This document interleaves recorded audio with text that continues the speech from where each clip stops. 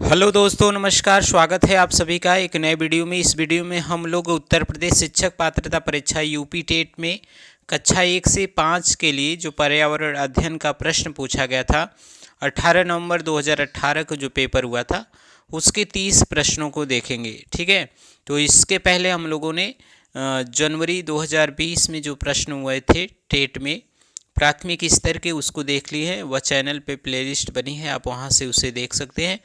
Video में नए हैं तो लाइक सब्सक्राइब शेयर जरूर करिएगा। इसमें पहला जो प्रश्न है उसे हम देखेंगे। इसमें जो पूछा गया था वह है कि इनमें से कौन वर्तमान राष्ट्रीय महिला आयोग की अध्यक्ष हैं। तो देखिए यहाँ पे जो रेखा शर्मा हैं वह महिला आयोग की अध्यक्ष है और वर्तमान में भी फिर से इनका कार्यकाल बढ़ा दिया गया है। तो वर्तमान में भी यह यहाँ पे रेखा शर्मा ही हैं महिला आयोग की अध्यक्ष। ठीक है, राष्ट्रीय महिला आयोग की अध्यक्ष हैं। तो आपका बी उत्तर यहाँ पे आपका सही हो जाएगा। ध्यान रखिएगा, यह जो प्रश्न है वह जो 2018 में पेपर हुआ था 18 नवंबर को, उसमें प्राथमिक स्तर में जो पर्यावरण के प्रश्न पूछे गए तो उसको हम लोग देख रहे हैं। चलिए अगला प्रश्न, जो दूसरा प्रश्न पूछा गया था वह क्या था। दूसरा प्रश्न है, लोकसभा और राज्यसभा की संयुक्त बैठक किसके द्वारा आयोजित की जाती है। यानी जो लोकसभा और राज्यसभा की संयुक्त बैठक होती है वह किसके द्वारा बुलाई जाती है, यह आपको बताना है। तो वह बुलाई जाती है राष्ट्रपति के द्वारा। आपका सही उत्तर होगा ऑप्शन नंबर ए। ठीक है, चलिए अगला प्रश्न देखेंगे। यहाँ पे महत्वपूर्ण प्रश्न दिया है, संविधान के किस भाग में पंचायती राज व्यवस्था संबंधी प्रावधान दिए गए हैं, यह आपको बताना है। ठीक है, संविधान के किस भाग में पंचायती राज व्यवस्था संबंधी प्रावधान दिए गए हैं।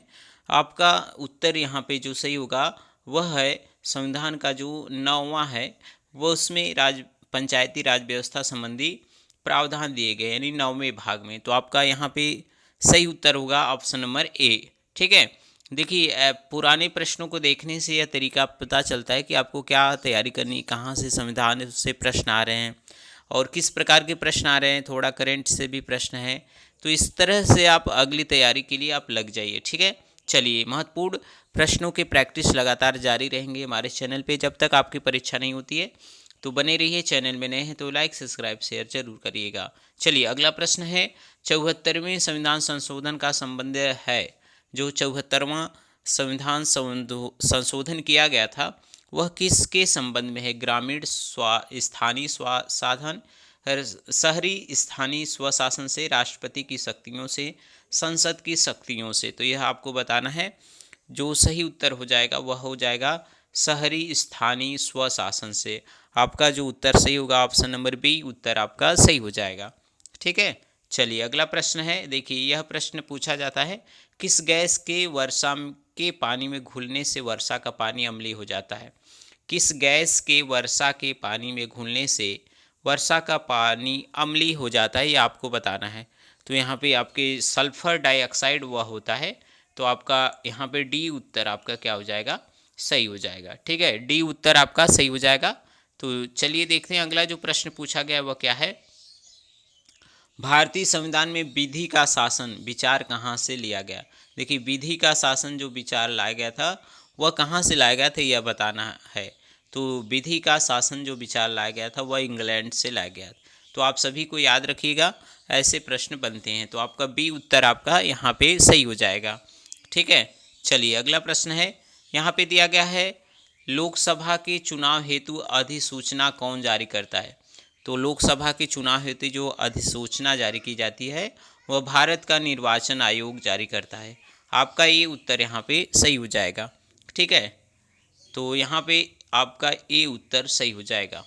चलिए अगला प्रश्न है, लोकसभा की कार्रवाई की प्रथम घंटी को क्या कहा जाता है। तो इसमें देखिए थोड़ा ऑप्शन कट गया है, लेकिन यहाँ पे आपका डी उत्तर सही है। यह प्रश्नकाल जो है उसे, यानी प्रथम घंटा जो होता है वह होता है प्रश्नकाल का।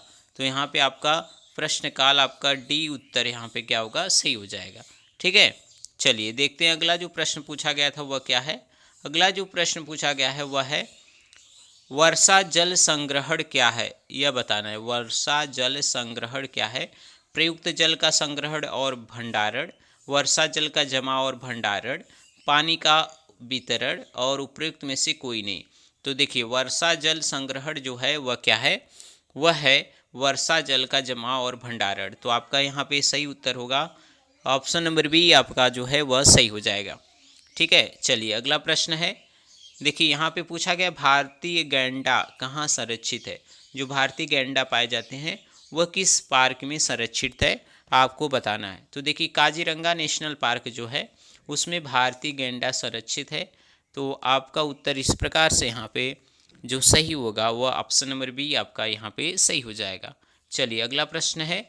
यहाँ पे दिया गया है निम्न में से कौन सा क्रम पारिस्थितिक तंत्र में ऊर्जा प्रवाह के संबंध में सही है।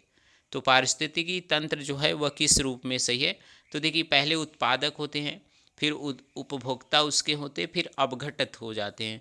तो यह वाला क्रम आपका सही है, यानी आपका यहाँ पे सही उत्तर होगा 11 का ऑप्शन नंबर सी उत्तर आपका सही हो जाएगा।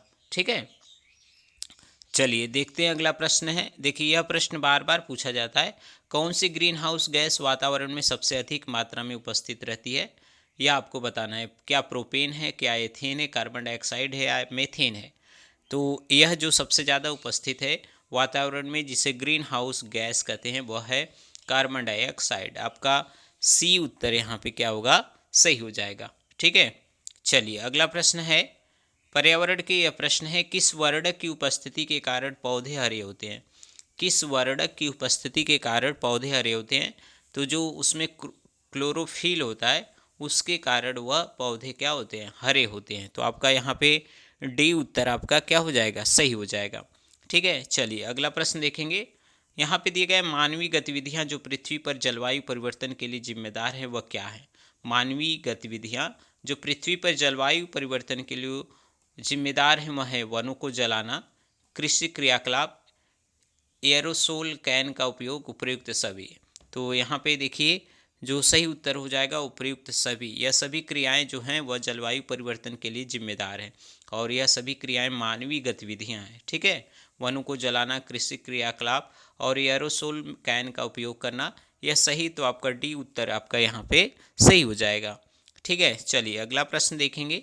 यह जो प्रश्न पूछा गया है यूफारबिएसी फैमिली की कौन सी फसल बायोडीजल उत्पन्न करने के लिए मानी जाती है। ठीक है, जेट्रोफा, कैडनल ट्री, काफर लीफ, सर्पगंधा। तो देखिए यहाँ पे जो है जेट्रोफा के बारे में बताया जाता है कि ये बायोडीजल उत्पन्न करने के लिए होता है। तो आपका ये उत्तर यहाँ पे क्या होगा, सही हो जाएगा। ठीक है, तो आपका ए उत्तर यहाँ पे सही होगा। तो ऑप्शन नंबर ए आपका सही हो जाएगा। चलिए अगला प्रश्न देखेंगे। अगला जो प्रश्न पूछा गया है, यह प्रश्न पूछा गया है जड़ी बूटियों की रानी भारत की सबसे पवित्र जड़ी बूटी है। इस औषधि पौधे का हिंदू धर्म में महत्व है और इसका वानस्पतिक नाम ओसियम सैंक्टम है। इसको सामान्यतः किस नाम से जाना जाता है। तो देखिए यह जो तुलसी है वह औषधि पौधा है और भारत में पवित्र जड़ी बूटी के रूप में इसका प्रयोग होता है। तो आपका ए उत्तर यहाँ पे सही हो जाएगा। ठीक है, चलिए बढ़ते हैं अगले प्रश्न पे। अगला जो प्रश्न है पीने के लिए सुरक्षित पानी को क्या कहते हैं, यानी पानी जो पिया जाता है उस सुरक्षित पानी को क्या कहा जाता है। तो वह क्या कहा जाता है, तो उसे कहते हैं पीने योग्य पानी। आपका ए उत्तर यहाँ पे क्या होगा, सही हो जाएगा। ठीक है, चलिए अगला प्रश्न क्या है उसे देखते हैं। यहाँ पे प्रश्न दिया गया है, देखिए यह प्रश्न आपको बार बार मिलता है। वर्ष 1984 का भोपाल गैस त्रासदी निम्न में से किस गैस के रिसाव के कारण हुआ था। तो देखिए यहाँ पे जो सही उत्तर हो जाएगा वह हो जाएगा मिथाइल आइसोसाइनेट। मिथाइल आइसोसाइनेट में वर्ष 1984, देखिए समय भी पूछता है कि भोपाल गैस त्रासदी कब हुआ था, 1984। यहाँ पे थोड़ा उसका डिटेल रूप है, आप उसे ध्यान दीजिएगा। देखिए यहाँ पे दिया गया है भोपाल में स्थित जो यूनियन कार्बाइड नामक कीटनाशक उत्पादक की फैक्ट्री थी उसमें 1984 में मिक जिसे बोलते हैं मिथाइल आइसोसाइनेट के रिसाव के कारण हजारों लोगों की मृत्यु हो गई थी और हजारों लोग अंधे हो गए थे। और यह जो समय था 2-3 दिसंबर 1984 की रात।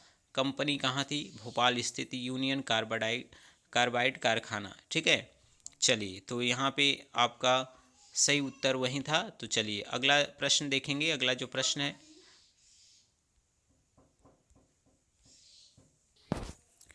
अगला जो प्रश्न पूछा गया है वह क्या है, विश्व पर्यावरण दिवस कब मनाया जाता है। तो देखिए विश्व पर्यावरण दिवस सभी को पता है 5 जून को मनाया जाता है। तो आपका यहाँ पे सही उत्तर क्या हो जाएगा, सी उत्तर आपका यहाँ पे सही हो जाएगा। ठीक है, चलिए अगला प्रश्न देखेंगे। देखिए यहाँ पे महत्वपूर्ण प्रश्न है, एम एस स्वामीनाथन एक हैं, क्या हैं? एम एस स्वामीनाथन क्या हैं, तो यह बताना है। तो कृषि वैज्ञानिक है। तो आपका इस प्रकार से उत्तर जो सही होगा ऑप्शन नंबर बी यहाँ पे सही हो जाएगा। ठीक है, चलिए अगला प्रश्न देखेंगे। अगला जो प्रश्न पूछा गया वह क्या है, उसे यहाँ पे हम लोग देखेंगे।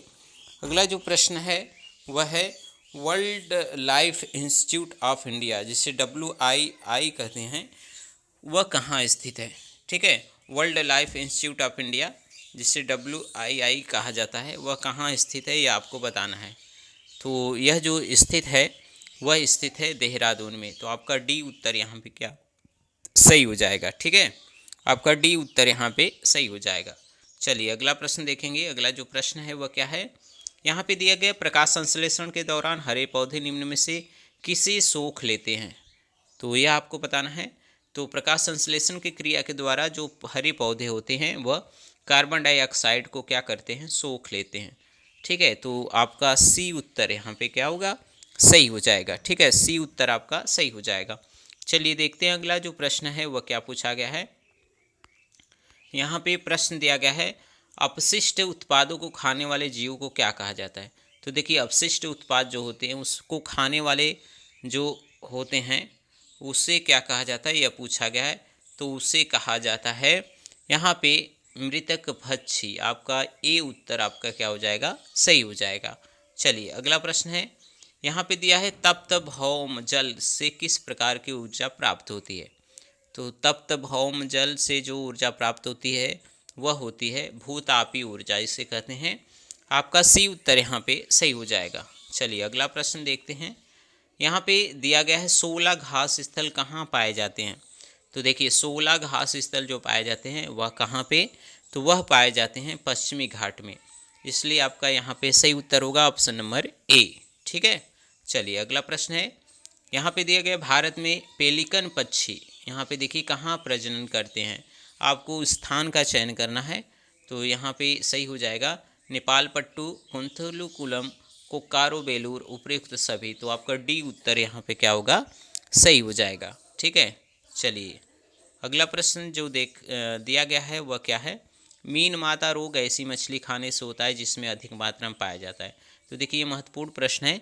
मीन माता रोग जो होता है वह जो ऐसी मछली होती हैं जो पारा खाती हैं, वह उसके कारण मीन माता रोग हुआ था। तो आपका बी उत्तर यहाँ पे सही हो जाएगा। ठीक है, अगला प्रश्न देखिए, ओजोन परत का अधिकतम ह्रास निम्न से किस स्थान पे हुआ है? यह देखिए महत्वपूर्ण प्रश्न है। ओजोन परत का जो अधिकतम ह्रास हुआ था वह निम्न में से कहाँ पे हुआ था? तो वह हुआ है, आपको सही उत्तर बताना है। तो वह हुआ है दक्षिणी ध्रुव पर। आपको बी उत्तर यहाँ पे जो दिया गया है वह क्या है, सही है। ठीक है, चलिए अगला प्रश्न है। अगला प्रश्न, इनमें से कौन भारत का प्रमुख मुख्य न्यायाधीश था? प्रथम मुख्य न्यायाधीश पूछा गया है भारत का। तो यहाँ पे देखिए भारत के जो प्रथम मुख्य न्यायाधीश थे वह कौन थे, वह हीरालाल जी कानिया थे। तो आपका यहाँ पे सही उत्तर हो जाएगा ऑप्शन नंबर सी। चलिए यहाँ पे अगला आखिरी महत्वपूर्ण प्रश्न है, रेड डाटा बुक किससे संबंधित है? तो आप सभी को पता होगा जो विलुप्ति के करीब जीव होते हैं उनकी सूची जारी की जाती है, रेड डाटा बुक में उनको शामिल किया जाता है। तो यहाँ पे आपके सी उत्तर आपके क्या हो जाएंगे, सही हो जाएंगे। तो यह 30 प्रश्न थे जो 2018 के प्रश्न पूछे गए थे पर्यावरण में। 1 से 5 लेवल का यानी प्राथमिक लेवल का जो प्रश्न होता है उसमें पूछा गया है।